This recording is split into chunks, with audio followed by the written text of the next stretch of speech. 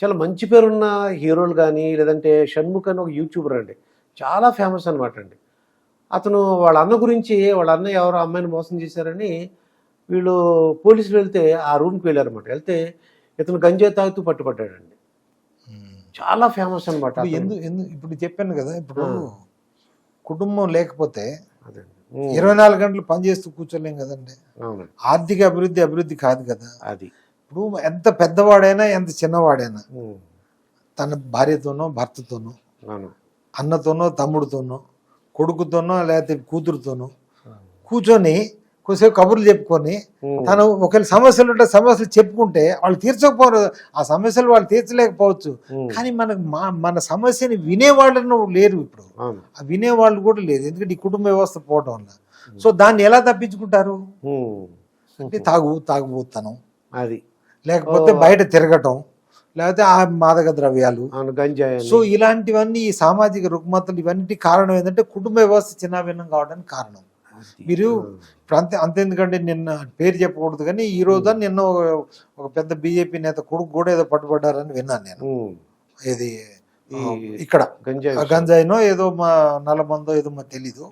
సరే ఏదైతే అంత మంచి కుటుంబం, బాగా ధనికులైన కుటుంబం, సమాజంలో గౌరవం ఉన్న కుటుంబం, ఆ అబ్బాయి అట్లా కావడానికి అవసరం ఏంటండి? అంటే కుటుంబ వ్యవస్థ ఒకప్పుడు ఎట్లయితే ఉందో ఇప్పుడు అట్లా లేదు. ఇప్పుడు మనం ఇప్పుడు ఉదాహరణకండి మన పిల్లోళ్ళు ఈరోజు రోడ్డు మీద పోతే అసలు వాడు ఏం చేస్తున్నాడో మన కబురే రాదు.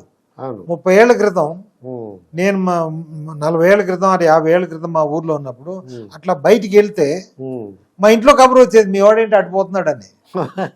ఎందుకంటే ఊర్లో ప్రతి వాళ్ళు ఏదో మనల్ని చేయని కాదు, ఎందుకు పోతున్నాడు ఆ అబ్బాయి, అది ఆ వీధిలో కనిపించాడు, ఈ వీధిలో ఎందుకు కనిపించాడు అని మన ఇంటికి కబురు వస్తుంది. మన ఇంటికి రాగానే మన అమ్మ నాన్నలు అడిగేది, ఏంట్రా నువ్వు అటెందుకు పోయావు. అవును, ఒకళ్ళు విషయం ఒకళ్ళు పట్టించుకున్న వాళ్ళు. ఇప్పుడు ఏంటంటే మన సమాజాన్ని చిన్నాభిన్నం అయిపోయిన తర్వాత కుటుంబ వ్యవస్థ సామాజిక వ్యవస్థ పోయిన తర్వాత నువ్వెవడు నాకు చెప్పడానికి, తల్లిదండ్రులనే అడుగుతున్నారు నువ్వెవడు నాకు చెప్పడానికి అని. అయినప్పుడు ఇంకా బయట వాళ్ళు ఏం చేయగలరండి. సో దీనికి కారణం ఇది. మన సమాజం మొత్తము దానికి ఒక ఉదాహరణ చేస్తే మనకు బాగా అర్థమవుతుంది. ఒక సారవంతమైన భూమి, అందులో ఏ విత్తనం వేసినా మొలుస్తుంది, మనకి పండ్లు కూడా ఇస్తుంది. కానీ ఇసుకలో ఏమైనా వేస్తే ఇది వస్తుందంటే రాదు కదండి, నిరుపయోగం. మరి ఇసుకను దాని తేడా ఏంటి? ఎందుకంటే ఇసుకలో అక్కడ ఉన్న సారం పోయి కొట్టుకుపోయి అక్కడ ఇసుక మిగిలిపోయింది, సారవంతమైన భూమి కాదు.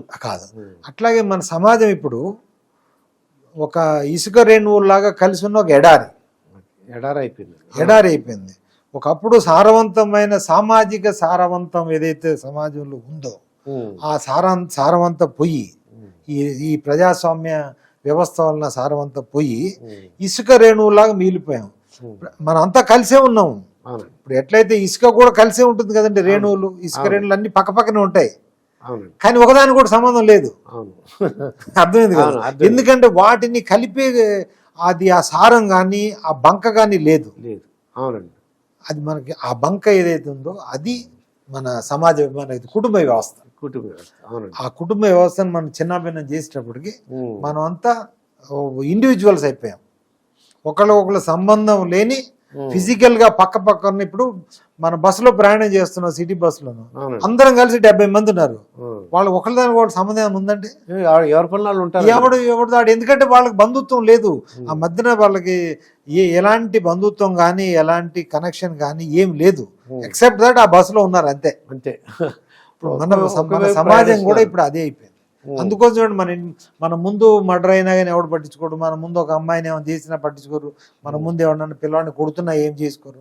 ఒకప్పుడు అది జరగకపోయేది. 50 ఏళ్ల క్రితం కొడుతుంటే ఎవరు పట్టినాడు, అదేంటి పిల్లల్ని కొడతావేంటి, ఏమన్నా అమ్మాయిని ఏమన్నా అంటే అసలు ముఖ పరిచయం లేని వాళ్ళు వెంటనే పోయి రక్షించేది.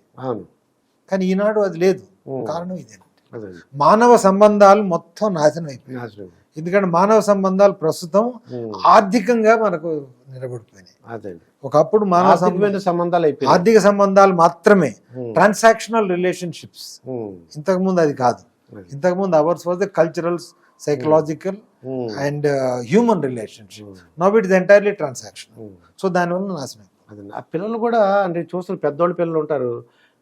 ఎవరికాళ్ళు సెల్ ఫోన్‌లో ఉంటున్నారు. అసలు మాట్లాడడానికి టైం ఉండట్లేదు. వాళ్ళ బిజీగా వాళ్ళు ఉంటున్నారు. ఇప్పుడు ఆ ప్రజాస్వామ్యానికి తోడు ఈ టెక్నాలజీ హెస్ కాంట్రిబ్యూటెడ్ ఇట్. అది.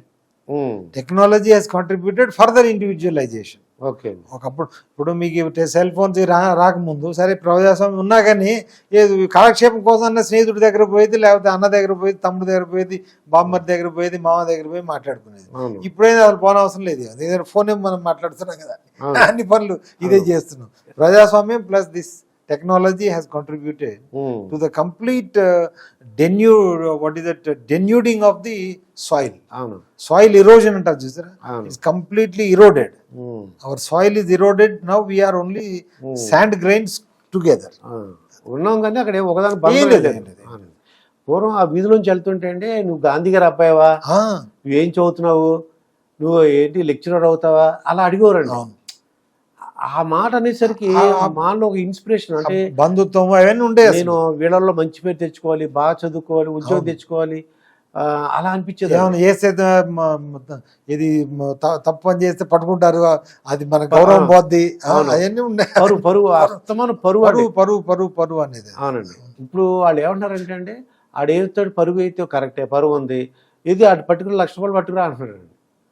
అదే కదా, ఇప్పుడు సంబంధాలు ఆర్థికంగా అయిపోయినప్పుడు ఇలానే ఉంటాయండి. అది ఇప్పుడు ఇలా నడవదండి, ఏ సమాజం కూడా ఇలా నడవదు. ఇప్పుడు మీరు మన పాశ్చాత్య సంస్కృతి, పాశ్చాత్యలో కూడా ఇదే సమస్య. మనకంటే చాలా ఎక్కువ, మనం కూడా అదే దారిలో ఉన్నాం. మనం కూడా అదే దారిలో ఉన్నాం. అక్కడ పోయినా ఎవడికి వాడే దారి. అంటే మనం రక్షింపబడడానికి అవకాశం లేదా? ఉందండి. ఇప్పుడు ఏ పని అయినా కానీ ఏది మనం చేసుకోవచ్చు, కానీ మనం చేయాలని మనకి ఆతృత కానీ అది ఉండాలి కదండి. ఎవరికి లేదు. ఎవడికి వాడు ఇప్పుడు రాజకీయ నాయకులు వాడేది, మనం ఎట్లా అధికారంలో రావాలి, ఎంత గడ్డి గడిచినా కానీ మన అధికారంలోకి రావాలి. వచ్చిన తర్వాత చేసేది ఏంటి, అంతా ఏది ప్రజలకు పంచిపెట్టడం, దోచుకోవటం.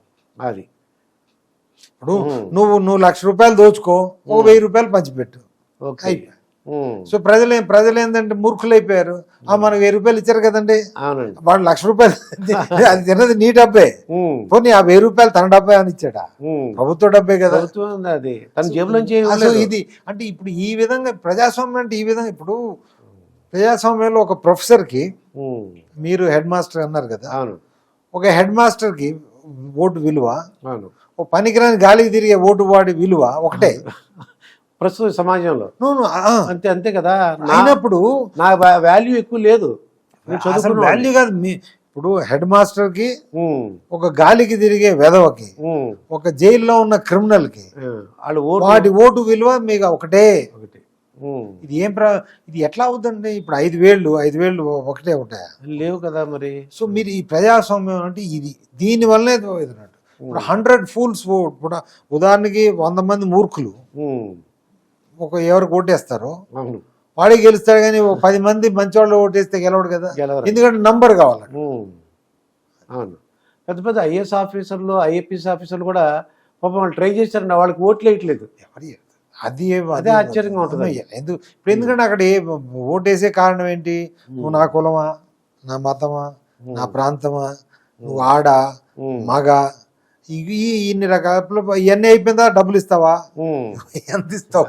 ఇప్పుడు డబ్బులు తీసుకొని 4,000, 2,000, ₹1,000 తీసుకునేటప్పుడు మనం కనీసం ఒక క్షణం ఆలోచన, వీటి ఇన్ని డబ్బులు ఎక్కడ తెచ్చిస్తున్నాడు, అంతే కదా. అంటే తర్వాత మళ్ళీ దోచుకోవడానికే కదా. అదే ఆలోచించట్లేదండి. ప్రజాస్వామ్యంలో ఉన్న ఫాల్ట్ ఇదండి. అసలు ప్రజాస్వామ్యం మనకేంటి, ఎవరికి సూట్ కాదండి.